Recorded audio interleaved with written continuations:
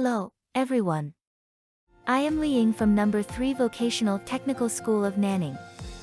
Welcome to this mini lecture. Today, we will learn about common tools for preventing penetration attacks. First, let's review what we learned in the last lesson. In the last lesson, we learned about the meaning and forms of phishing. Simply described, phishing involves obtaining a victim's trust and response through falsified information. Given the explosive growth of online information, people often find it difficult to distinguish between true and false information. Launching phishing attacks in a network environment is a very feasible method of attack. There are mainly two forms.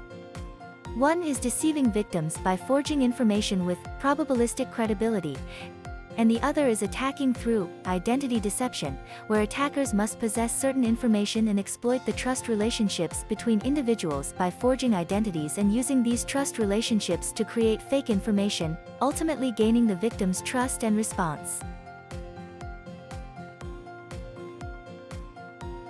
Besides, we also mastered the methods of preventing phishing, which mainly include two aspects.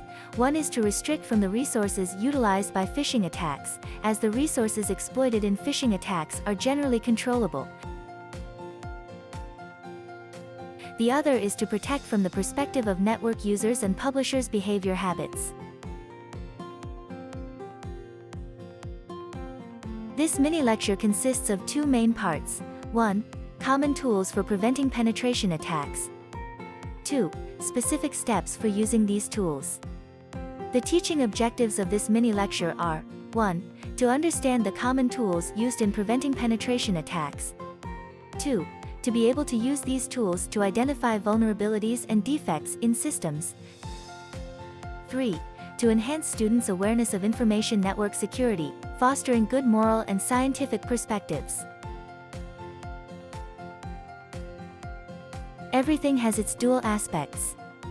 Hackers can engage in malicious attacks and disruptions, but they can also use their skills to identify system vulnerabilities and defects, then notify relevant companies to repair their systems for better protection. However, regardless of the intent, the use of tools and scripts is essential for hackers. Having a very handy tool can make tasks more efficient. As the saying goes, to do a good job, one must first sharpen one's tools. First, let's learn about the first part, the common tools for preventing penetration attacks.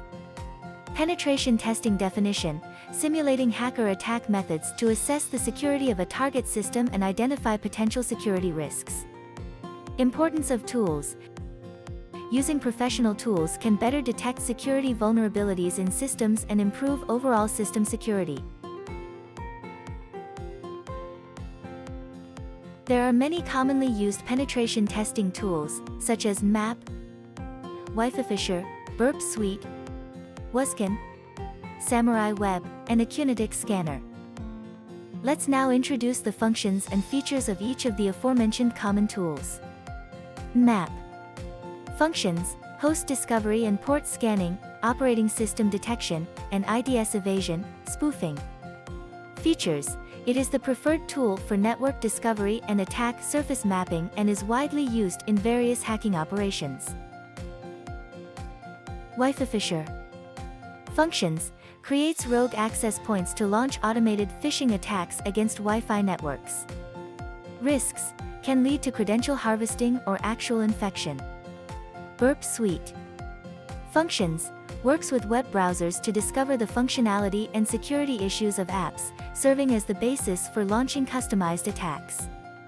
Applications: security testing and vulnerability discovery of web applications. Waskin. Functions: capable of directory scanning, back-end address finding, sensitive file detection, multi-threading, and SSL support. Features: easy to use, powerful, customizable, and secure.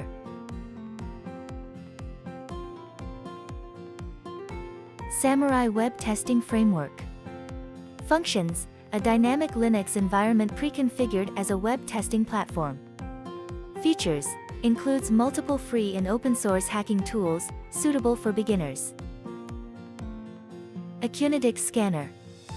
Functions: a web vulnerability scanner that audits, manages reports, and identifies popular security vulnerabilities. Detection rate: covers over 4,500 vulnerabilities, with a high detection rate. Let's now look at the second part, the specific steps for using the tools. We will take Wuskin as an example to introduce its usage and functions. Wuskin is a simple and user-friendly website directory scanner that compares a pre-existing dictionary, CGI.list, with the target website to obtain the target website's directories. P is used to set the web port, default is port 80. M is used to set the maximum number of threads. T is used to set the timeout duration. R is used to set the starting directory for scanning. SSL indicates whether to use SSL for the connection. The usage steps for Wuskin are as follows. Step 1. Directly enter the website you want to scan in the URL text field without the HTTP prefix, simply input the website address. If you wish to scan multiple websites at once, enter each website address on a separate line within the text field. Step 2. After entering the website addresses, run the Wuskin program to start the scan. Step 3. Upon completion of the scan, a URL will be automatically created. Simply open it to view the contents scanned. To utilize more advanced features of Wuskin, parameters can be added. For example, navigate to the Wuskin directory in the CMD window and enter the following command at the prompt: Wuskin www.baidu.com P8080 M10 T16. That's all for the mini lecture today. Next, we will summarize this lesson. In this lesson, we learned about the common tools used in preventing penetration attacks and mastered the methods of using these tools to identify vulnerabilities and defects in systems. Summary: common tools for preventing penetration attacks play a crucial role in the field of network security. By learning and mastering the use of these tools, we can better assess system security, identify potential risks, and take corresponding preventive measures. At the same time, we must always remember ethical standards and legal regulations to ensure that our actions are lawful and compliant. Finally, to reinforce our learning, I've prepared some exercises for you. I hope you will complete them diligently to internalize the knowledge we've covered. This concludes the mini lecture today. Thank you, everyone.